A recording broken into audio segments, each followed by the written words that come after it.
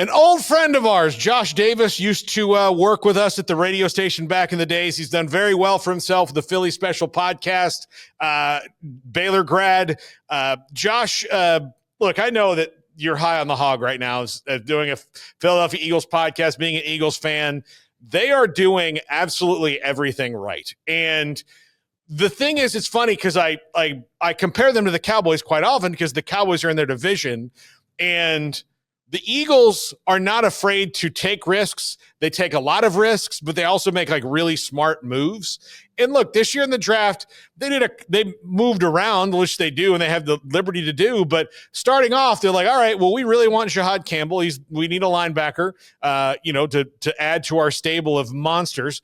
And we'll just trade up one spot and make sure that nobody else comes and gets him. They did that. And then things just kind of fall to them other places. What is Howie Roseman doing? What kind of wizard is he? Did he make some kind of deal at the crossroads? Like, it's unbelievable how they have also rebounded from just like 3 years ago, not being very good, and then just kind of retooled the whole thing. It is pretty ridiculous, quite honestly. It's awesome being an Eagles fan, as you said there, but you're right. I don't know if it's what is Howie Roseman doing correctly or right, or what is it the rest of the league that's doing wrong? It's like every single time these certain players that are towards the top of the list that we're looking after is like, okay, I think about last year, and Quinyon Mitchell was the top of my list for the Eagles to get because they wanted to get a corner.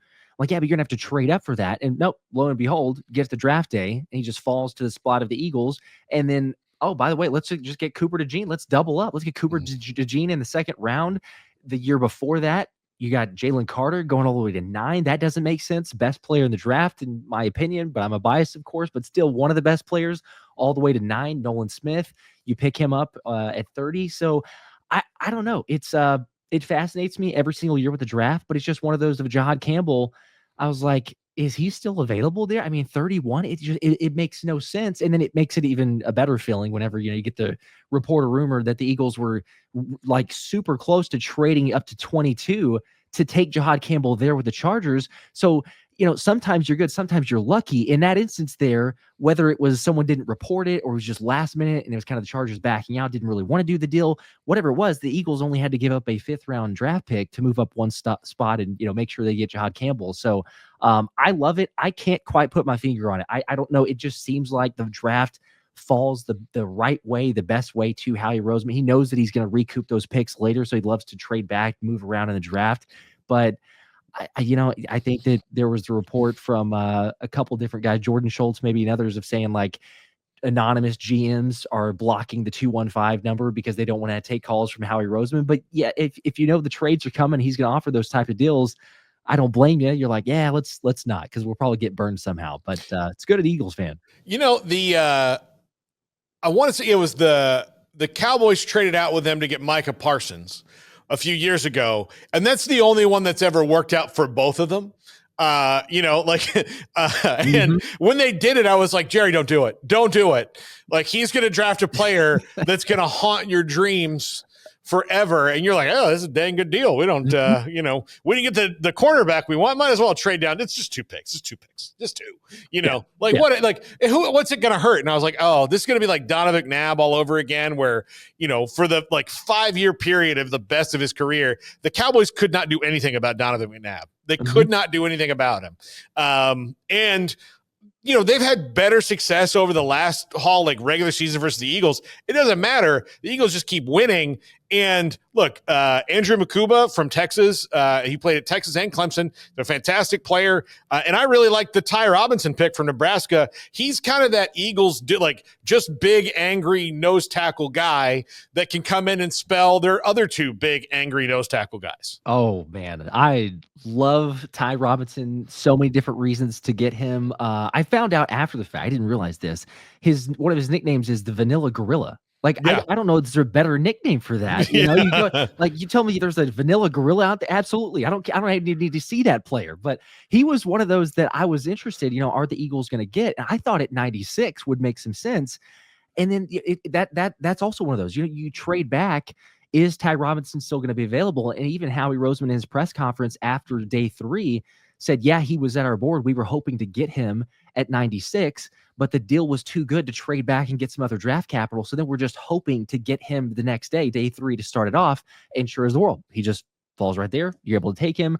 But yeah, I made a recent video just talking about, like, I feel like he's one of the most underrated picks, certainly for the Eagles, but of the draft, because I know he's 24, that the age factor of slipping down a little bit further. But I mean, that dude, I know anybody who's watched Ty Robinson, my gosh, the strength, the size, the versatility, plays anywhere from wide 9 to a nose tackle. You move him all over the place. And for me personally, I'm like, look, he's getting some of those double teams. He's getting some more notice or some attention in college football. And I know it's harder to obviously, step up, play at the NFL level, but he hasn't gotten to play next to Jalen Carter. So that makes life a whole lot easier. You play next to Jalen Carter and he's not getting that focus. So yeah, I'm incredibly hyped to see Ty Robinson and a lot of those other guys. But you got the connections all over the place. Cam Jurgens, the center for the Eagles, played at Nebraska, one of the best friends with Ty Robinson. They had daily battles, put in a good word for him. So it'll be fun. There's lots of ties and connections, but big fan of Ty Robinson. Yeah. I mean, look, nobody's won the NFC East 2 years in a row for 2 decades now. It's gone on. And look, the Commanders are coming. I mean, like that's very evident, but, and I think you can say the Giants are not in a great spot right now as far as that. I kind of like what they're doing. I hate that they got Cam Scatteraboo. I hate it. I hate it, but they're in a full rebuild right now. The Giants are. The Cowboys don't have the decency to be bad enough to do a full rebuild, so they're going to be kind of the X factor of that division. But how do you see the race of what's going on in Washington right now, in Philly trying to defend that title and make it 2 years in a row for the first time, like I said, in like 22 years or something like that? Yeah. It's crazy that it's taken out. It seems like every year, somebody wins the NFC East, like, okay, well, this will be the year, right? Like, you're just going to go ahead. Like, they probably have the opportunity, but history says that it won't be the Eagles. I would tell you that it will be this year, but again, that's my bias. The Commanders are legit. I mean, everybody knows that. You don't go NFC Championship game, even though they got slaughtered in that one, but you don't make it to the NFC Championship game unless you're legit. Jade Daniels is for real. I think everybody's seen that. For anyone, I don't think there were a whole lot of doubters, but there were a few people going like, Jade Daniels is not going to be able to hold up. He won't be able to take that next step. Or the Cliff Kingsbury knocks of, they're good early in the season, but wait, people adjust. Well, they made it all the way to the NFC Championship game. So they're retooling, they're reloading, they're getting some other firepower there. The one thing on the Commanders side is, can they stop the run? They had issues with it all season long. Obviously, that was where Philly was able to severely take advantage of in the NFC Championship game. But if they can get that part, even just like average run defense, all the other areas. I mean, they draft Trey Amos from Ole Miss. You get another corner. Mike Sainristil's good. Marshawn Lattimore, kind of questionable. He had some moments, but I don't know if he's necessarily up to that level. But you like their defense in terms of pass defense. Not too bad. Offensively, I mean, again, Jaden Daniels with anybody, but you've added some tools there for him. Debo, I'm interested to see. I think that he'll have a little bit of a resurgence. Maybe not like a 2018 type of year, but better than he has been. So they're certainly on the radar. I would say keep an eye out for them. I do think that it's going to come down to like one of the last games of the season, depending on how the schedule lies. But if it's the Eagles and Commanders last game of the season, I would think that dictates who wins the NFC East. But no one's running away with it. Let's just say that this year will not be a runaway with it. No, it's going to be very, very different. This year in the NFC East, and where that like. Washington snuck up on everybody last year. That's not going to happen. How do you see, just from my perspective, how do you see the Cowboys and what they have done changing the coaching staff? Still don't have a number one running back, still don't have a number two wide receiver, but getting younger, like they certainly are getting younger across the board. They're making some good moves, but kind of like you said, I feel like they need to go just the all-in route of the kind of complete rebuild, if you will. It not even like, hey, let's take years and years to, but it's like they're signing just enough to be kind of relevant, but not the full-blown measure.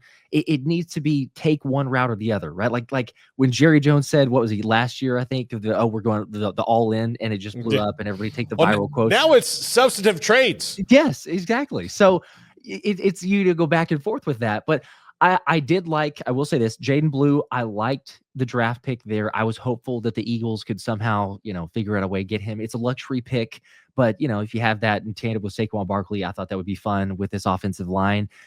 For Dallas, like as you said, that's not really necessarily your bell cow running back. He's a great offensive weapon. I'm just curious, like, where did they use him? How is it off the slot? Is he? Are you going to try to give him 15 to 20 touches a game? I just don't know if he's that guy. Overall, I don't hate the selections, but yeah, it's I think it's kind of the same old for most years. I'm like, yeah, I'm not terrified that they could do something. They could make some moves. It's just not, I think, enough to get them over the hump, even if they were to, somehow make the playoffs. Yeah. I say all the time, they don't have the decency to stink enough. Like you kind of have to like brand. Yeah. You have to sometimes go, okay, we have to clear some stuff out. We're not going to not try to win, but we can't try to win with this dead weight. Like, you got to clear off the dead weight and see what happens, see what's left. The Texans just did it. The Eagles have done it a couple times where it's like, all right, well, you know what? It's time to like Viking funeral this thing and like shoot the arrows out of the lake and watch it burn. And then they just can't do it. Like, and that's what I think I'm so impressed with the Eagles about, is that they can just admit, like, all right, look, Carson Wentz, like, he was kind of a firework. Like, he shot up and then he burned out real fast. So, they could see it coming, and that's why they drafted Jalen Hurts. Like, they knew it in their head, like, this could go one of two ways. Like, it's going to go one of two ways. Let's hedge our bets. And they're prepared for every possibility. And look, they have said stuff that doesn't work out, but they're just not afraid. Like, they are operating with no fear right now. And I think that's like the Chiefs. Like, they and the Chiefs just operate with no fear. And that is what makes them maybe the two franchises that everybody's afraid of more than anyone else, because they know that, like, whatever happens, they're going to be like, well, that sucks. But all right, well, here's next, Yeah, it's just on to the next one. I would say there's a fascinating stat or whatever historical element that you can go back and look at. And I saw it a couple of months ago. Just, every time we go with a draft, you're recapping or saying, okay, let's see what past history have the Eagles done, Howie Roseman and all that. I think it's not just the draft, right? There's a whole lot of elements to team building, general manager, what makes Howie Roseman so great, but it doesn't hurt to hit on a ton of draft picks. Like, that's a very quick, easy, or much quicker, easier way to build the team up, because you got cheap contracts, you can make some other things happen with some other players that you need to sign, things like that. And Howie Roseman, you go back and look for the last 4 drafts, we'll see about this one obviously, but the 4 previously, his first 3 picks in each draft, you could claim a hit. Like, you could say that was a hit on a player who played at meaningful games. You could say maybe you could argue one player potentially, if you want to, whether that's a Tyler Steen or a Sidney Brown, but there's injuries factor in that one as well. But ultimately, I mean, if worst case scenario, you're saying out of 4 years, 3 draft picks, that's 12 guys, 11 of those turned into significant contributing factors. I mean, get out of here. Like, teams hope and pray to have that for one draft, let alone you go and make it for 4 successful seasons. So yeah, they're able to re-up deals. They're able to move things around. They're able to sign all these guys. I mean, they lock up AJ Brown, Devontae Smith, Jalen Hurts, Saquon Barkley. They re-up Saquon Barkley's contract. You practically sign the entire offensive line. But the only reason they can do that is because they have one of the cheapest defenses in the NFL. And it's the fact they just keep hitting on these draft picks. So it's not necessarily rocket science. That's why I say they're very good at it, but there is an element. Sometimes it's good, sometimes it's being good. Sometimes it's better to be lucky. There's certainly an element of that, I think, in there. Josh Davis, Philly special with us, and he's built quite the cottage industry. So we got to wrap it up because I got a whole podcast to do here in like 11 minutes. But Josh, I love the story. Like, you were working and doing this podcast, and your other job had nothing to do with media, even though that's what you were trained in by me. So among others, but yes. By me, I was, so you went and you took a job. I know you got the wife and family and all that stuff. How fast did this take off? I'm telling you, it is an unbelievable blessing and crazy of how fast it took off. The channel's been up for a little over 2 years, and we're just past 126,000 subscribers. So, it helps for the Eagles to be relevant. The Super Bowl run Yeah. was great.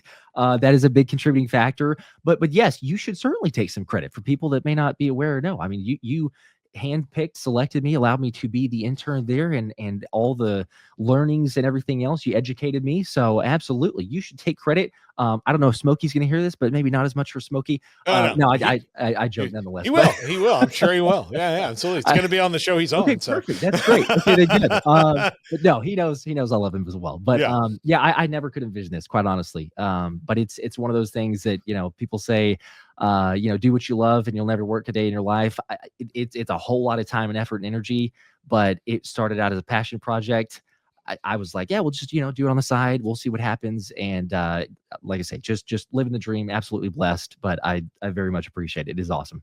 Yeah. Well, Josh, always love talking to you. Steven Simcox just walked in the door. I know you guys overlapped, right? Yeah. Yep. So, there you go. Yeah. What's up? So yeah, Steven just walked in the door here, and always great to talk to you, buddy. We'll do this again. Absolutely. Talk to you soon. Josh Davis, the Philly special. The top 5's up next.